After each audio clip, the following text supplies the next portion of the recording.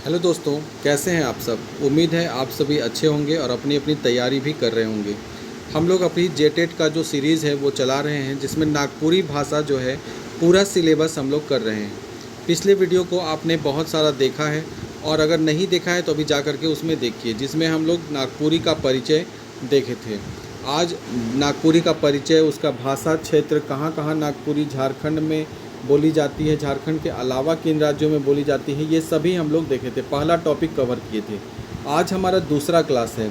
दूसरे क्लास में हम लोग देखेंगे ध्वनि का उच्चारण, स्थान और कई अन्य चीज़ों को इसमें समझने का प्रयास देखेंगे। नागपुरी का शुद्ध रूप कैसे होता है वो भी हम लोग समझेंगे, जो हमारा दूसरा टॉपिक है। तो चलिए अपना वीडियो शुरू करते हैं, क्योंकि हमारे वीडियो का थीम ही रहता है सीधी बात नो बकवास। तो बिना बकवास किए चलो शुरू करते हैं। हमारा आज का जो पहला टॉपिक है वो है ध्वनि। ध्वनि कर बेगर कहा जा रहा है कि ध्वनि कर बेगर भाषा कर कल्पना नी करल जा सकेला, यानी ध्वनि के बिना भाषा की कल्पना नहीं की जा सकती है। इसमें बहुत सारी ऐसी चीज़ें हैं, लेकिन जो हमारे पढ़ने के लिए आवश्यक है सिर्फ उसी को हम लोग करते हैं। ध्वनि जो होता है वह वर्ण विचार, इसमें ध्वनि का सबसे महत्वपूर्ण पहला टॉपिक है। तो वर्ण विचार क्या होता है, जिसमें हम लोग वर्ण के बारे में देखते हैं। नागपुरी में वर्ण कहा जाता है, वर्ण हमरे कर उच्चारित भाषा चाहे वाणी कर सब ले छोटे इकाई हके। वर्ण जो है वो सबसे छोटी इकाई होता है किसी भी उच्चारित भाषा का या किसी वाणी का। सबसे छोटा इकाई कौन सा है, तो बोलेंगे वर्ण है। एक दूसर से अलग नहीं करल जा सकेला। वो बोला जा रहा है कि वर्ण जो है एक दूसरे से अलग नहीं किया जा सकता है। वर्ण भाषा कर लिखित रूप हके, ईमन मूल ध्वनि वर्ण या अक्षर है के। वर्ण या अक्षर जो है वो मूल ध्वनि होता है। वर्ण कर मेल से शब्द बनेला। वर्ण के मेल से क्या बनता है, शब्द बनता है। वर्ण और उच्चारण के बहुत गहरा संबंध है, मतलब वर्ण जो है उसका उच्चारण कहाँ से होता है, ये आपस में बहुत सारे इसमें गहरा संबंध है। उच्चारण समूह के वर्णमाला कहे ना, हिंदी में भी पढ़े होंगे। वर्णों का समूह जो है उसे वर्णमाला कहते हैं। इसी प्रकार उच्चारण समूह जो है उसे वर्णमाला कहा जाता है। वर्ण समूह के दो भाग में बांटते हैं। हम लोग जानते हैं कि वर्ण के दो भेद होते हैं। पहला है स्वर वर्ण और दूसरा व्यंजन वर्ण। नागपुरी जो है वो देवनागरी भाषा से ही लिया गया है, देवनागरी लिपि में ही लिखा जाता है, और इसलिए जो हिंदी का जो व्याकरण है वह कहीं ना कहीं नागपुरी से मिलता जुलता है। तो हिंदी व्याकरण में भी हम लोग जानते हैं कि वर्ण के दो भेद होते हैं, स्वर वर्ण और व्यंजन वर्ण। ठीक उसी प्रकार नागपुरी के भी दो भेद हैं। नागपुरी वर्ण में भी वर्ण के दो भेद होते हैं, स्वर वर्ण और व्यंजन वर्ण।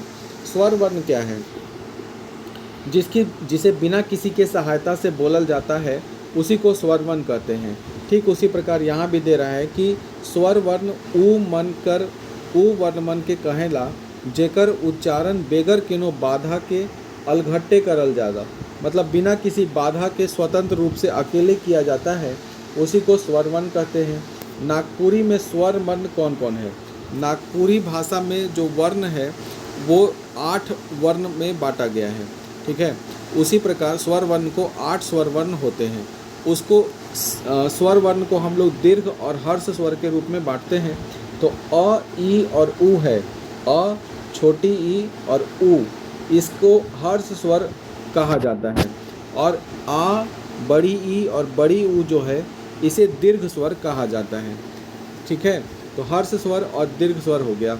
उसके बाद है नागपुरी में संयुक्त स्वर का प्रयोग नहीं किया जाता है। संयुक्त स्वर यहाँ पर हो गया ओ, और ए जो है उसे संयुक्त स्वर कहा जा रहा है, और कहा जाता है कि इसे नागपुरी में प्रयोग नहीं किया जाता है। ठीक है, जैसे ओ और ए का प्रयोग नहीं हो रहा है। आगे देखेंगे ओ को किस तरह से अगर हम लोग प्रयोग करते हैं तो कैसे करते हैं। ओ से हो गया ओखैर, गोड़, घोड़ा, जोड़ा, जोर, मोर, ये सब प्रयोग होता है। अगर किया जाता है तो हिंदी के जैसा ही इसका प्रयोग किया जाता है। अगर हम लोग देखेंगे जैसे ओकेक, ओगरेक, छोछरेक, नोचेक, ये सब करते हैं।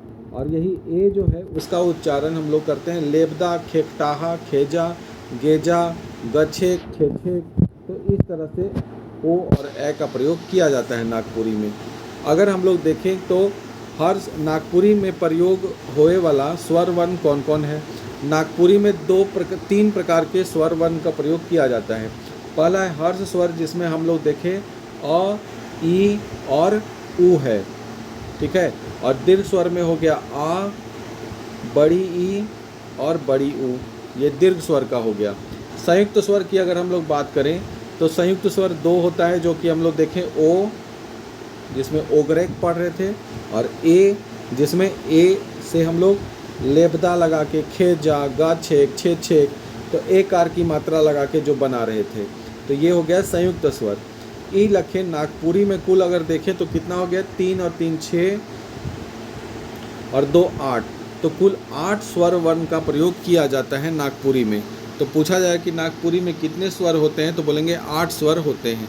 संयुक्त स्वर जैसे ए, संयुक्त स्वर जैसे जिसमें ए हो गया, औ हो गया और री हो गया, इसका प्रयोग नी करके ई लखे उच्चारण कर जाएगा, मतलब इसका प्रयोग नहीं किया जाता है। और कैसे करते हैं, तो ए जो है उसके लिए हम लोग ए ई का प्रयोग कर देते हैं, औ जो है उसको सीधे सीधे औ लिख देते हैं या औ लिख देते हैं, और री का उच्चारण हम लोग नहीं करके र में ई कार की मात्रा लगाकर कर देते हैं। तो इस प्रकार से स्वर वर्ण का उच्चारण करते हैं। दूसरा हम लोग संयुक्त व्यंजन जो है उसका उच्चारण करते हैं। अब यहाँ पर देखेंगे हम लोग व्यंजन वर्ण। व्यंजन वर्ण जो है उच्चारण उसे कहते हैं व्यंजन वर्ण जो बिना स्वर वर्ण का नी करल जायल सकेला। मतलब व्यंजन वर्ण उसे कहते हैं जो स्वर की सहायता से बोली जाती है, जानते ही हैं। व्यंजन वर्ण का उच्चारण में स्वर वर्ण का दरकार पड़ेला, मतलब व्यंजन वर्ण अगर बोलना है तो उसके लिए स्वर वर्ण की आवश्यकता पड़ेगी। जैसे अगर हम लोग क भी लिखते हैं तो क के लिए हम लोग क्या होता है कि आधा क होता है, उसमें अ छुपा हुआ रहता है, तो यानी कि अ जो है वो स्वर वर्ण उसमें आ गया अपने आप। तो इस प्रकार व्यंजन वर्ण में स्वर वर्ण की सहायता ली जाती है। ठीक नागपुरी में भी जैसे कि क है तो क लिख रहे हैं, क जोड़ अ मिला करके, ख जोड़ अ मिल करके ख बन जा रहा है। तो यहाँ पर होता है जैसे अगर हम लोग को गरु लिखना है तो गरु में हम लोग ग और रू जोड़ करके गरु बना सकते हैं, ग जोड़ रू, तो गरु बन गया। लेकिन इसे भी अगर हम लोग तोड़ें तो और ज़्यादा हम लोग इसको 4 भागों में इसे और तोड़ सकते हैं। जैसे हम लोग कैसे तोड़ेंगे, तो ग जोड़ अ जोड़ र जोड़ ऊ, ये पूरा मिल करके क्या बनेगा, तो गरु शब्द बनेगा। तो इस तरह से किया जाता है। लेकिन ध्वनि मानक खंड या टुकड़ा नी करल जाएगा, यहाँ पर है। इसके बाद जो है जैसे ग जो है अ, और इसके बाद और ज़्यादा टुकड़ा नहीं कर सकते हैं। तो वही कह रहा है कि ध्वनि मानक खंड या टुकड़ा नी करल जाएगा, ठीक है।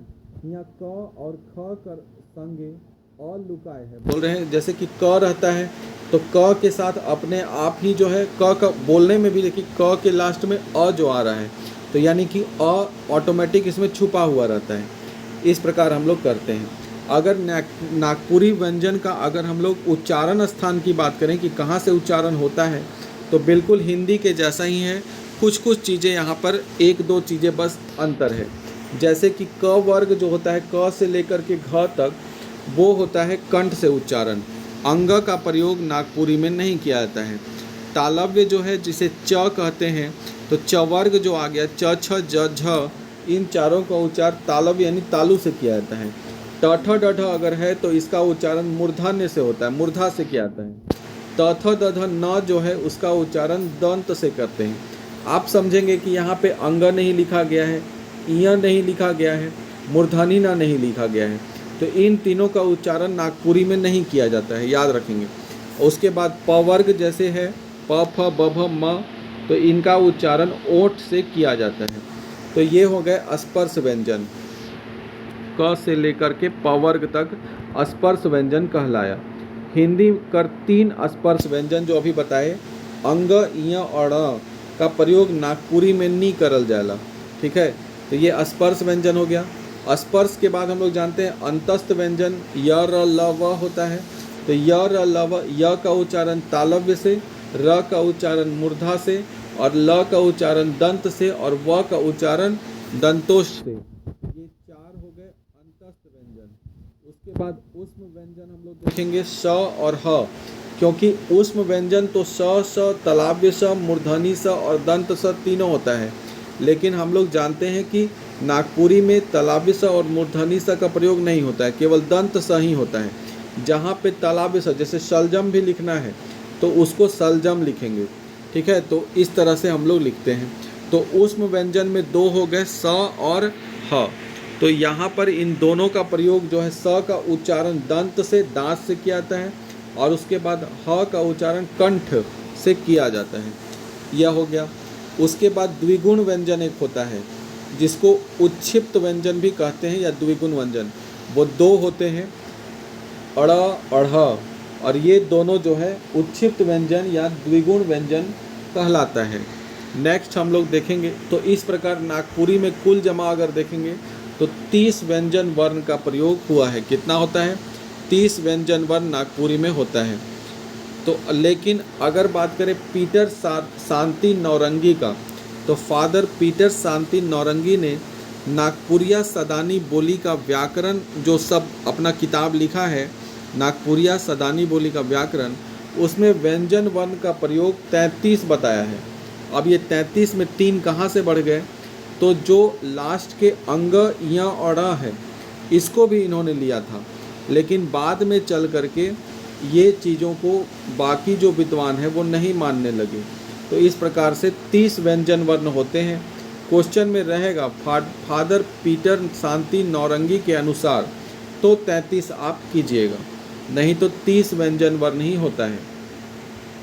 संयुक्त व्यंजन की अगर बात करें तो नागपुरी में संयुक्त व्यंजन छ, त्र, ज्ञ और स्र, इनका उच्चारण नहीं किया जाता है, ठीक है। नागपुरी में संयुक्त व्यंजन का उच्चारण नहीं किया जाता है। इसके अतिरिक्त अगर हम लोग देखें, कहो कहो च वर्ग के आखिरी अक्षर इया का उच्चारण करते हैं, लेकिन इसका प्रचलन बहुत कम है। जैसे अगर चिया लिखना है, चिया, तो इसमें हम लोग इया लगा करके करते हैं, लेकिन उच्चारण बहुत कम, इसका प्रयोग बहुत कम किया जाता है।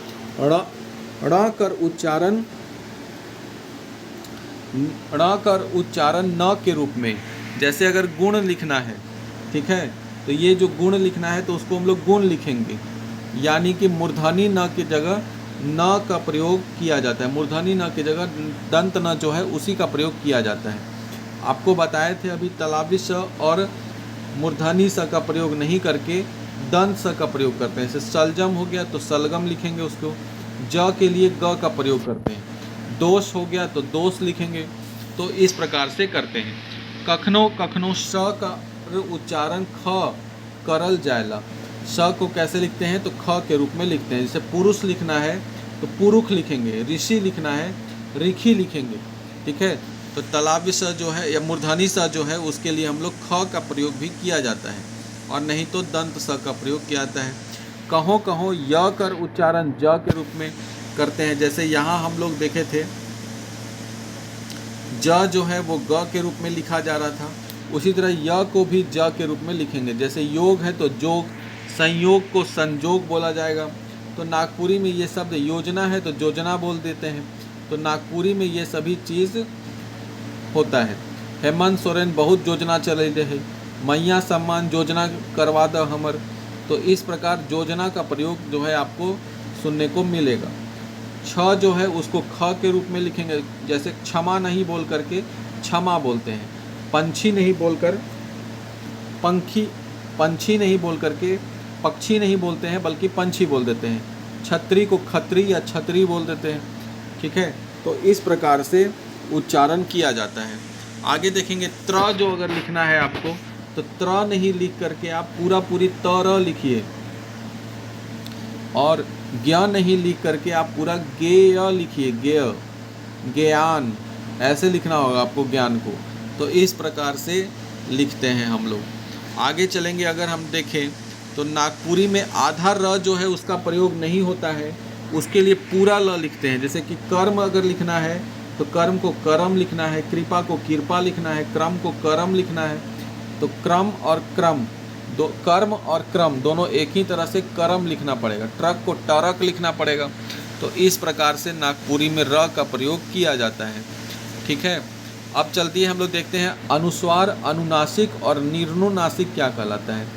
अनुस्वार जो होता है, अनुस्वार गोटेक व्यंजन है के जे वर्ण के ऊपरे लागेला। अनुस्वार जानते ही है कि अंग जो होता है उसका उच्चारण होता है जो ऊपर में लगता है, जैसे मंजूर, मेंजूर, सुंदर, इस प्रकार से होता है। अनुस्वार उच्चारण न के लेखे होवेला, मतलब न के रूप में उसका उच्चारण होता है अनुस्वार का, यानी कि मंजूर, मेंजूर, इस तरह से करते हैं। अनुनासिक, अनुनासिक कर उच्चारण नाक और मुंह से होवेला और छोट रहेला। इकर उच्चारण करे पहर मुंह से बेसी सांस निकसेला, नाक से कम, यानी मुंह से ज़्यादा सांस निकलता है और नाक से कम अनुनासिक में निकलता है। जैसे और ऊपर में हम लोग चंद्र बिंदु लगाते हैं, जैसे नाव, गांव, ठाव, पैरी, तो ये सभी चीज़ें अनुनासिक में होता है। ठीक है, यानी अनुनासिक कर उच्चारण नाक और मुंह से होवेला और छोट रहेला, मतलब कम समय के लिए इस्तेमाल होता है। इकर उच्चारण करे पहर मुंह से बेसी सांस निकलेला और नाक से कम, मतलब मुंह से ज़्यादा हवा निकलेगा और नाक से कम जोड़ देंगे अनुनासिक में। ठीक है, और चंद्र बिंदु लगा हुआ रहता है, उसको अनुनासिक कहते हैं। निर्नुनासिक क्या है? निर्नुनासिक बोले पहर मुंह से भैर होए वाला उच्चारण निर्नुनासिक कहायला, जैसे काम, हर, ठीक है, फार, किताब, घर, मने, इसको निर्नुनासिक कहेंगे। विसर्ग का उच्चारण नागपुरी में नहीं किया जाता है, समझ रहे हैं? तो विसर्ग का उच्चारण नहीं करेंगे। हर्स्व उच्चारण नागपुरी में हर्स्व उच्चारण हिंदी लखे होएला।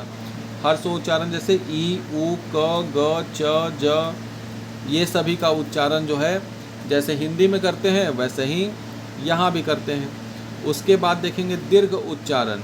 दीर्घ उच्चारण मतलब जो बड़ा वर्ड है, जैसे आ, उसके बाद बड़ी ई, बड़ी ऊ, तो इसका उच्चारण भी हम लोग जैसे हिंदी में प्रयोग करते हैं वैसा ही यहाँ किया जाता है। ठीक है, अब हम लोग सीखेंगे अल्प प्राण और महाप्राण। इसको समझने का तरीका सिर्फ यही है, एक चीज़ कि जो वर्ण है उसका तीसरा और पहला और तीसरा जो है वो अल्प प्राण होता है। जैसे क हो गया, अब ख छोड़ करके ग हो गया, ये अल्प प्राण हो गया। च अगर है तो च के बाद छ छोड़ करके ज हो गया, तो पहला और तीसरा जो है वो अल्प प्राण कहलाता है। इसमें है कि उच्चारण में कम ताकत लगता है, मुंह से कम हवा होता है, उसे अल्प प्राण कहते हैं। लेकिन याद रखिए अल्प प्राण में पहला और तीसरा वर्ण अल्प प्राण कहलाता है। जैसे कि क और ग, च और ज, ट और ड़, त, द, प, ब अल्प प्राण में आते हैं। महाप्राण जिसके उच्चारण में अधिक ताकत लगता है, जैसे हम लोग बोलेंगे महाप्राण में कौन कौन हो जाएगा, तो महाप्राण में होता है दूसरा और चौथा, ये महाप्राण कहलाता है। तो जैसे ख, घ, छ, झ, ठ, ढ़, तो ये महाप्राण कहलाएगा। ठीक है, तो इस प्रकार से महाप्राण वर्णमाला कर दूसरा और चौथा वाले को महाप्राण कहेंगे, पहला और तीसरा वाले को अल्प प्राण कहते हैं। ठीक है, क वर्ग के अंग, इय, ये सब तो नहीं होता है प्रयोग नागपुरी में, तो इसीलिए इसमें भी नहीं किया जाता है। अब घोष और आघोष देखते हैं। घोष और आघोष क्या होता है? आघोष वह है जिसमें हम लोग पहला दूसरा, कौन कौन, पहला और दूसरा जो है हर वर्ण का वह अघोष कहलाता है। ठीक है, कौन कौन, तो पहला और दूसरा वर्ण, और इसके अलावा तलाबी स, मूर्धनी स, दंत स, ये तीनों, तलाबी स, मूर्धनी स और दंत स, ये तीनों जो है वो क्या कहलाते हैं? अघोष कहलाते हैं। तो इस प्रकार से अघोष होता है। अघोष में कौन हो जाएगा? पहला और दूसरा वर्ण, जैसे क और ख अघोष है। ठीक है, नेक्स्ट हम लोग चलेंगे घोष। घोष में हो जाता है तीसरा, चौथा और पांचवा। कौन कौन? तीसरा, चौथा, पांचवा जो है वो अघोष, वो घोष कहलाता है। कौन कौन कहलाएगा? तीसरा वर्ण, चौथा वर्ण और पांचवा, ये कहलाएगा घोष। अघोष में पहला और दूसरा था, ये अघोष कहलाया। तीसरा, चौथा और पांचवा जो है वो घोष कहलाएगा। इसमें और इसके अलावा एक ह जो है, ह भी कहलाएगा। और अंतस्थ जो है, जैसे कि यर, लव, ये सब भी घोष में ही आएंगे। ठीक है, आप ये तो समझ गए कि पहला, तीसरा, 5वां है। पूछ देगा आपसे कि वह कौन सा है, घोष की अघोष, अल्प प्राण की महाप्राण। तो इस प्रकार जो है यर लव जो होता है घोष के अंदर में ही आता है, और ह जो है वह भी घोष होगा। तीसरा, चौथा, 5वां वर्ण जो है वो घोष होता है। अपनिहित क्या होता है, इसे उदाहरण से समझिए। जब कोई वर्ड है जिसके लास्ट में मात्रा लगा हुआ है, ठीक है, और उसके अंत में एक व्यंजन है, तो ये जो मात्रा है वो हट जाता है नागपुरी में। जैसे हम लोग लिखेंगे जाति, जाति में व्यंजन के ऊपर मात्रा है, लेकिन जब हम नागपुरी में इसे लिखते हैं तो इसको लिखेंगे जाइत, मतलब ई कार की जो मात्रा है वो पूरी मात्रा हट करके पूरा ई लिखा जाता है, तो जाइत हो गया। भाती है तो भाइत हो गया, पाती है तो पाइत हो जाएगा, ठीक है। तो इस प्रकार से अपनिहित इसी को कहते हैं। दूसरा है जैसे चाल है, अगर मात्रा नहीं भी है तो कुछ कुछ वर्ण में लग जाता है। जैसे चाल को चाइल बोलते हैं, दाल को दाइल बोलते हैं, देख को देख, ढाल को ढाइल, कर को कैर, पत्ती को पतई, इस प्रकार से बनाया जाता है, तो इसे अपनिहित कहा जाता है।